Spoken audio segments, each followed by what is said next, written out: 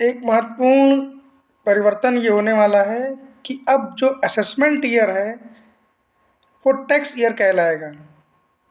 यानी जिसे अभी तक हम इनकम टैक्स एक्ट 1961 में असेसमेंट ईयर मानते थे, अब उसे हम टैक्स ईयर बोलेंगे।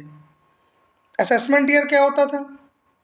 यानी कर निर्धारण वर्ष, वह वर्ष जिस वर्ष में हम अपनी कमाई हुई इनकम पर टैक्स पे करते थे।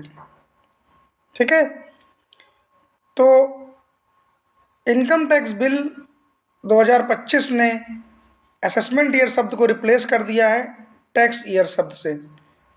यानी जहाँ जहाँ भी असेसमेंट ईयर शब्द होता था वो टैक्स ईयर हो गया है।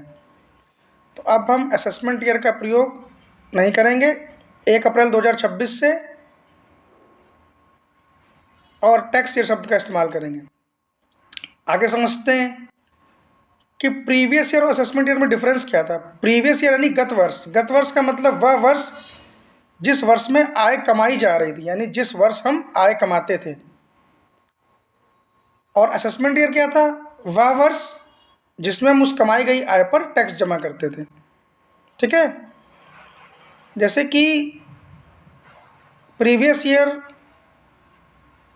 2024-25, तो इसका मतलब 1 अप्रैल 2024 से 31 मार्च 25 तक हम जो आय कमाएंगे वो गत वर्ष होगी, क्योंकि इस साल हमने आय कमाई है, तो हमारा गत वर्ष प्रीवियस ईयर 2024-25 होगा।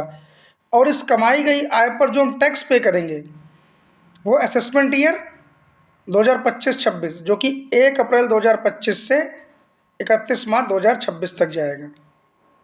तो गत वर्ष वह वर्ष होता है जिसमें हम आय कमाते हैं, यानी कि प्रीवियस ईयर, और असेसमेंट ईयर वह वर्ष होता है जिसमें हम टैक्स पे करते हैं। ठीक है, तो अब इनकम टैक्स बिल 2025 में असेसमेंट ईयर शब्द को रिप्लेस कर दिया गया है टैक्स ईयर शब्द से। इसका ध्यान रखेंगे। Thank you, thanks a lot.